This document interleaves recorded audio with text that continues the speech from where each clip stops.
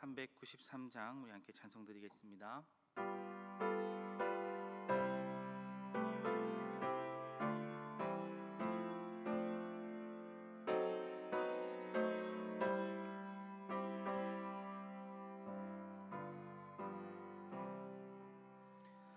오 신실하신 주 내 아버지여, 늘 함께 계시니 두려움없네. 그 사랑 변찮고 날 지키시며 어제나 오늘이 한결같네. 오 신실하신 주, 오 신실하신 주, 날마다 자비를 베푸시며 일용할 모든 것 내려주시니 오 신실하신 주, 나의 구주. 봄철과 또 여름, 가을과 겨울, 해와 달 별들도 다 주의 것, 만물이 주 영광 드러내도다. 신실한 주 살아 나타내네. 오 신실하신 주, 오 신실하신 주, 날마다 자비를 베푸시며 일용할 모든 것 내려주시니 오 신실하신 주, 나의 구주. 내 죄를 사하여 아니하시고 주 친히 오셔서 인도하네. 오늘의 힘되고 내일의 소망, 주만이 만복을 내리시네. 오 신실하신 주, 오 신실하신 주, 날마다 자비를 베푸시며 일용할 모든 것 내려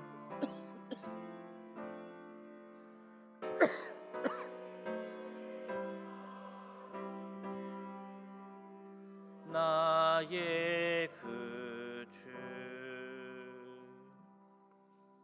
함께 시간 기도 제목 가지고 함께 기도했으면 좋겠습니다.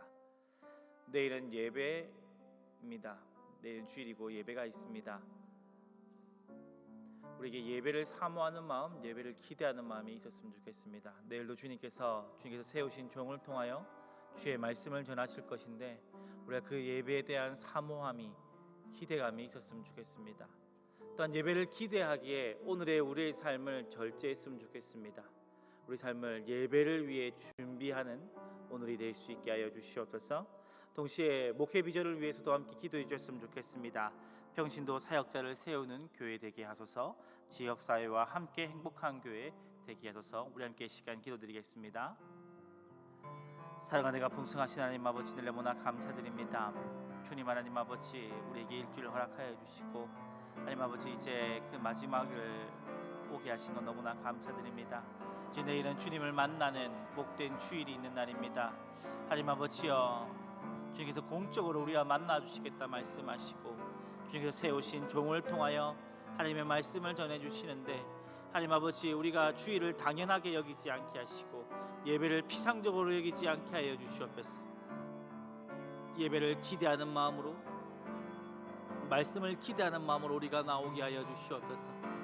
하나님 아버지여, 주님께서 우리에게 주께서 세우신 종을 통하여 주의 말씀을 전하실 것인데, 그 말씀이 우리에게 생명의 양식이 되고 우리가 살아갈 수 있게 하는 목표가 되게 하시고 우리의 힘을 주실 것인데, 우리가 그 주일 예배를 바라보며 사모하고 기대하는 마음을 품게 하시고, 하나님 아버지여, 하나님 아버지, 그것을 위해 오늘 우리의 삶을 절제하고 준비하는 하루가 될 수 있도록 주님 은혜를 더하여 주시옵소서.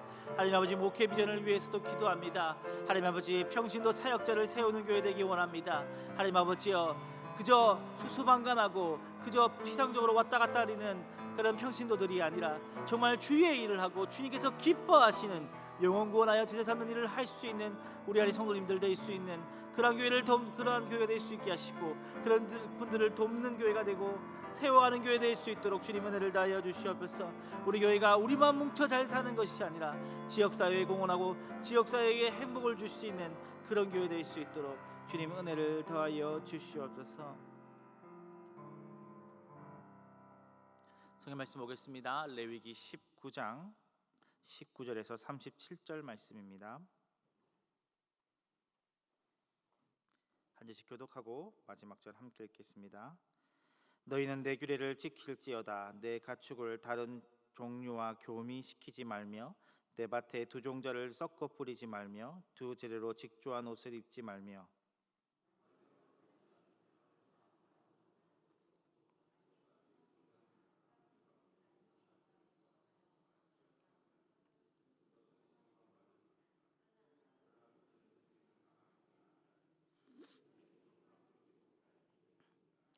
그 남자는 그 속건 제물 곧 속건제 수량을 회막 문 여호와께로 끌고 올 것이요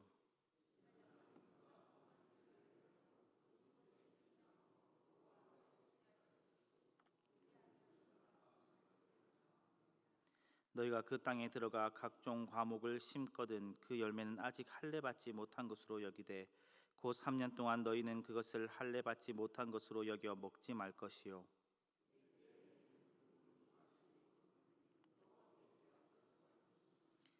다섯째 해에는 그 열매를 먹을지니 그리하면 너희에게 그 소산이 풍성하리라. 나는 너희의 하나님 여호와이니라.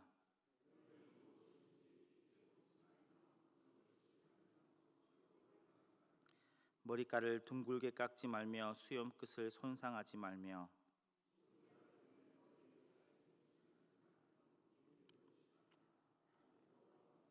내 딸을 더럽혀 창녀가 되지 말게 하라. 음행이 전국에 퍼져 죄악이 가득할까 하노라.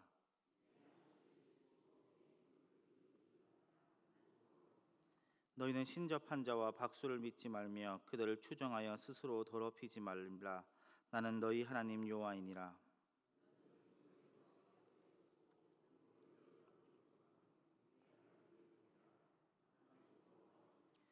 거류민이 너희 땅에 거류하여 함께 있거든 너희는 그를 학대하지 말고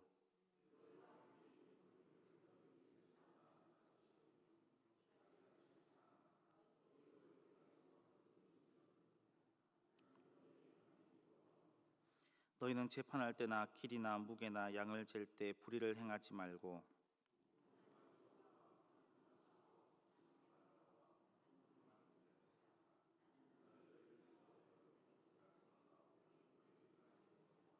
함께 읽겠습니다. 너희는 내 모든 규례와 내 모든 법도를 지켜 행하라. 나는 여호와이니라. 아멘. 본문은 복 있는 사람이 잘 설명하고 있는 것처럼 일상에서의 거룩을 다루고 있습니다. 19절은 품종을 섞지 말 것에 대해 말씀하고 있습니다. 하나님께서는 하나님의 지혜에 따라 세상을 만드실 때에 그 종류대로 각각 피조물을 만드셨기에 그 창조 질서를 지키라고 말씀하고 계신 것입니다.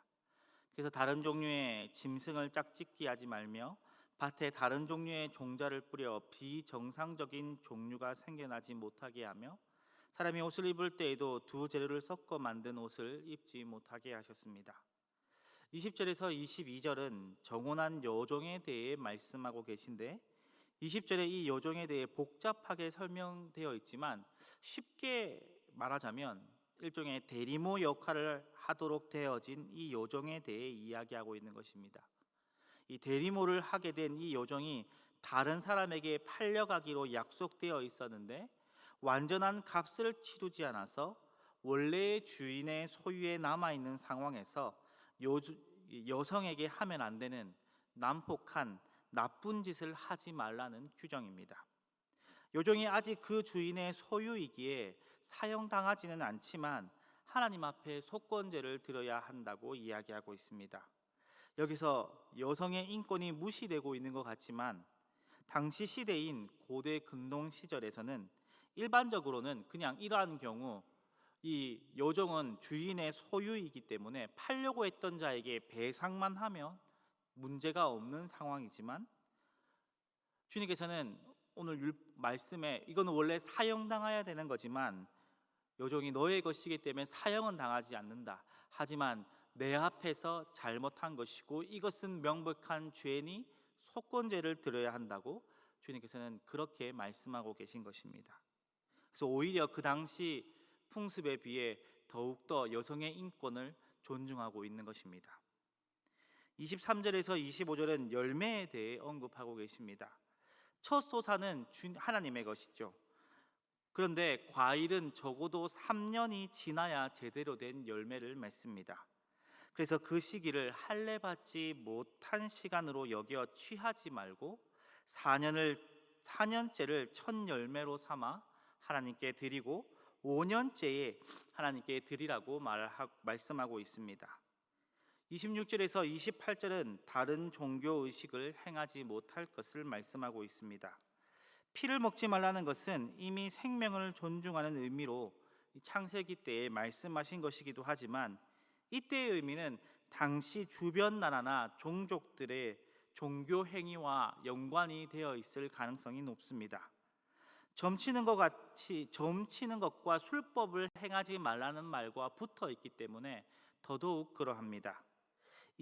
그 당시 이집트나 유목민족들 중에서는 이 짐승의 생간이나 피에는 이 짐승의 영혼이 붙어 있어서 그것을 취하는 것으로 이 짐승의 영혼과 연결되고 그렇게 하여서 점을 칠 수 있다고 하는 그러한 믿음과 풍습이 있었기 때문입니다.